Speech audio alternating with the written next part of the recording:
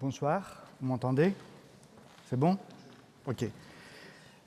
Donc, merci à la Fédération des architectes suisses pour cette belle invitation. Ariane Widmer, Yain et Ariane Breillat. Ariane Widmer et moi-même, nous sommes très contents de vous présenter aujourd'hui très rapidement les résultats de cette consultation qui a eu lieu entre 2017 et 2020 en réalité. Et donc, je vais vous présenter rapidement quelques réflexions qui me semblent importantes aujourd'hui dans le contexte que vous avez lancé, qui me semble évidemment actuel et urgent, qui vont peut-être... je vais donc présenter pendant 15 minutes, puis Ariane Widmer va vous dire comment tout ça évolue aujourd'hui en politique urbaine, en politique territoriale et transfrontalière. Ça, c'est vraiment intéressant. Donc, le suivant, s'il vous plaît.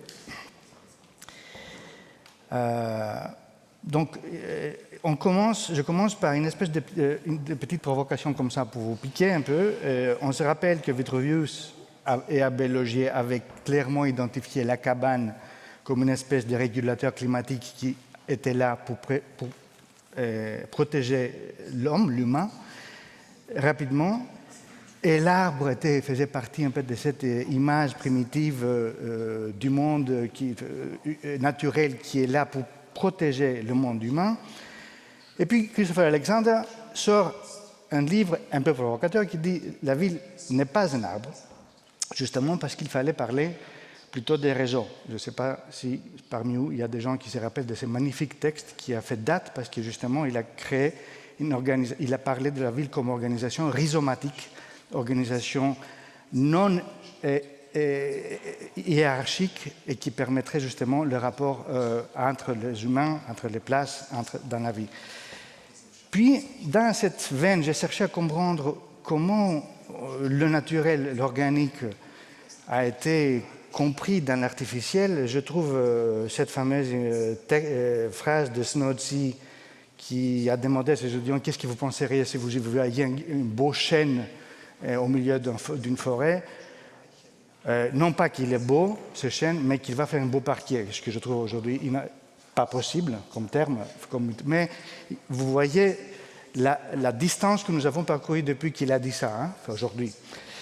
Et je voudrais juste rester à cette phrase de Rudolf Schwarz que j'ai étudiée pendant als ich in Hamburg promoviert habe, sur la Stadtlandschaft, où il disait clairement que la ville est une autre manière de cultiver la terre. Je trouve une phrase qui pourrait nous inspirer aujourd'hui pour dire que la ville est un arbre, qu'il faut la prendre vraiment comme ça si on veut reprendre autrement les choses. Le suivant, s'il vous plaît.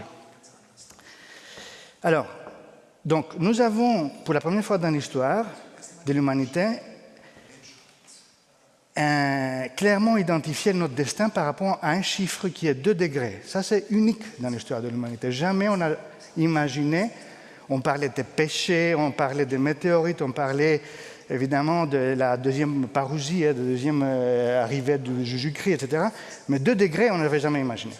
Donc, effectivement, là, vous avez un graphique qui est très loin de vous, mais il vous montre clairement la grosse ligne noire, l'urbanisation qui arrive en 2012, donc quand ce graphique a été dressé, à presque 4 milliards.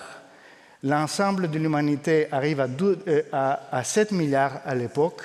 Et vous avez cette timeline, ce graphique est en fait, je ne sais pas si je peux montrer là?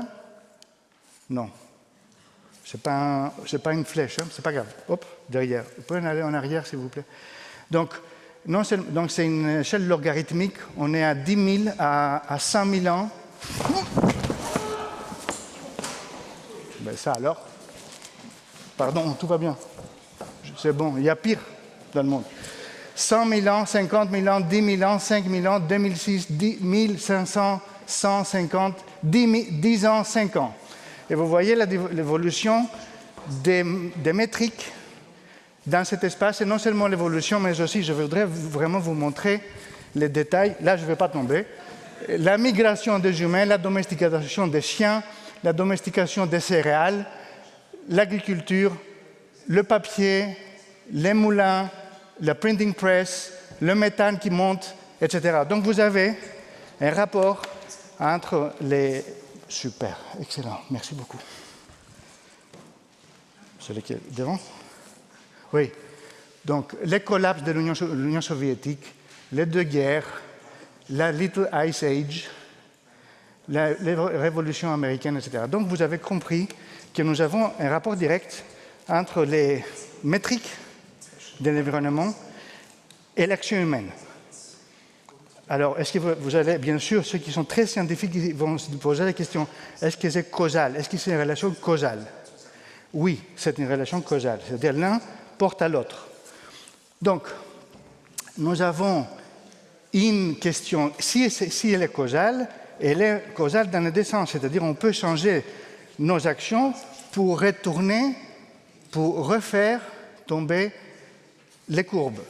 Et évidemment, vous savez aujourd'hui qu'on est dans une logique d'inertie environnementale et on ne peut pas faire tomber les courbes aussi vite que nos actions. Même si on change nos actions, les courbes vont prendre 200 ans pour retomber dans la situation d'après l'âge pré-industriel.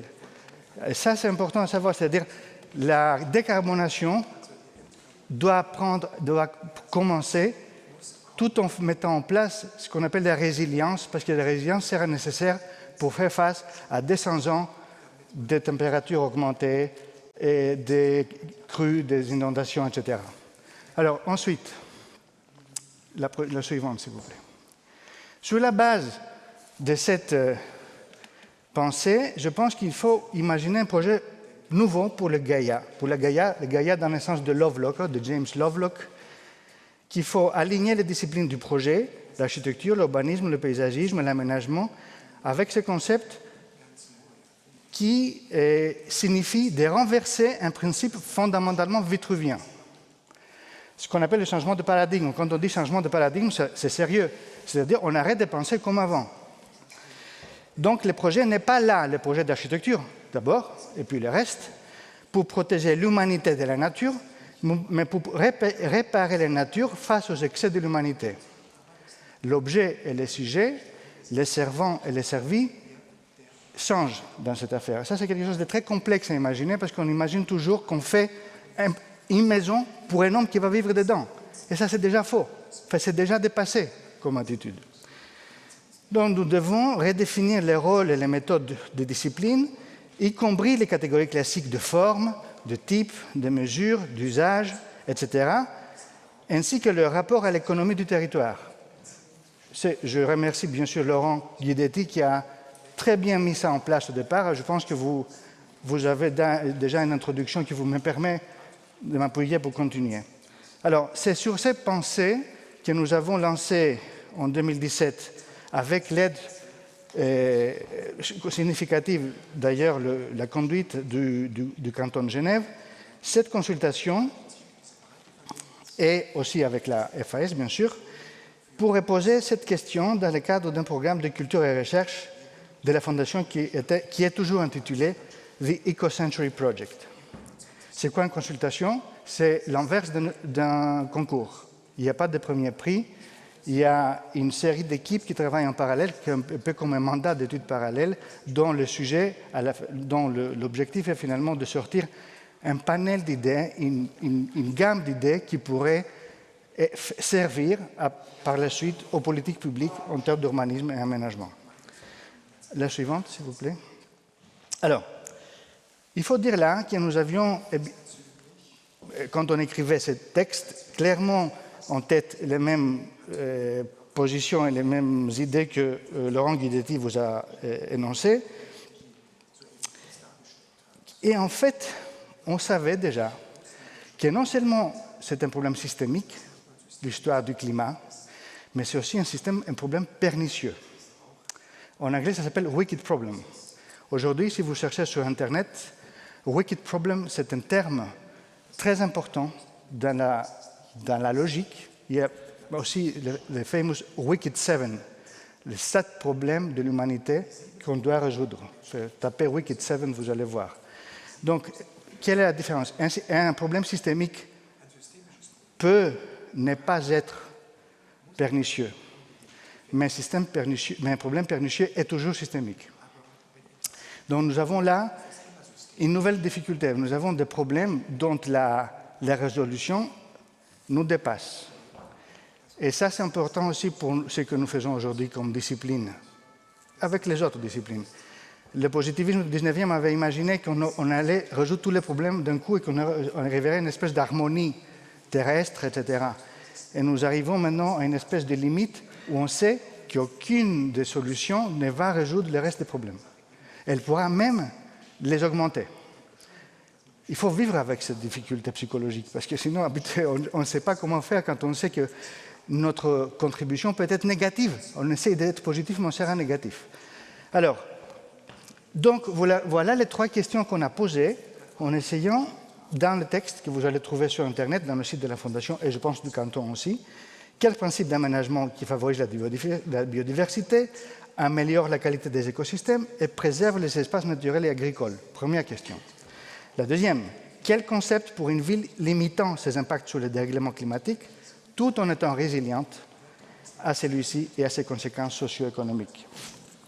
Et comment concrétiser les outils territoriaux menant à une évolution économique et sociale stable et équitable. La suite, s'il vous plaît. Donc voilà les 7 thèmes, les 7 équipes qui ont été retenues au départ, Paola Vigano, Topalovic de TH, Armango à Paris, Buzon à Zurich, Boeri à Milan, Ouillard à Lyon et Nathalie Monger à Genève. La suivante. Alors, je vais très rapidement vous montrer, faire une réduction, je dirais, barbare de ces 7 thèmes qui ont été faits. Il y a des milliers de pages qui sont écrites que nous avons aujourd'hui à votre disposition. Paola Vigano qui parle du sol. On avait déjà fait ensemble un livre en 2017 qui essaye de comprendre comment le sol sera à la fois régulateur de la température et du travail humain. Une base, à mon avis, essentielle si on veut continuer à reprendre les questions du territoire. La suivante, s'il vous plaît. Milica Topalovic et Florian Hedvek, donc ETH et l'Université de Luxembourg, Grand Genève et son sol. Vous reconnaissez bien sûr le graphisme de l'atelier Basel, et dans lequel Milica avait déjà travaillé, et donc qui imagine un espace hybride multifonctionnel où il calcule très spécifiquement la décarbonation par secteur, et donc il superpose la décarbonation, la capacité de décarbonation pour voir si localement on arrive à avoir des effets meilleurs qu'ailleurs. Et à droite, une image qui reprend cette idée un peu d'une ville qui serait forcément proche de la nature, avec une petite agriculture urbaine et donc une nature naturelle, entre guillemets, pas loin. La suivante, s'il vous plaît.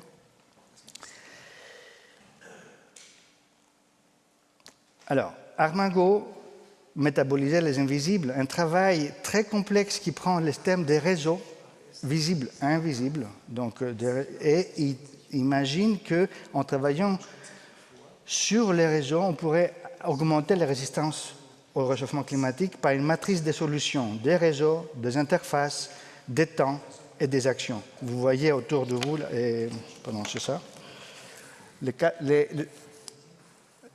interfaces, réseaux, actions et temps, et tout ça combiné ensemble localement donne des options. C'est une espèce de carte d'action, de carte stratégique. La suivante, s'il vous plaît. Oscar Buzon, une petite jeune équipe, qui imagine que le paysage urbain hybride sera forcément pluriparamétrique, et ils prennent un diagramme de 5 pour voir comment, de 2020 à 2050, une série d'actions politiques liées à l'espace pourront amener à une réduction de l'énergie carbonée et une décarbonation de la société. Donc ça, c'est vraiment la logique systémique.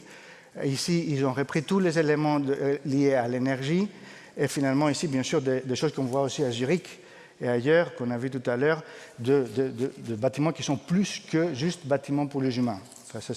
Évidemment, ça c'est une évidence aujourd'hui. Et là, finalement, oui. Et la suivante, s'il vous plaît.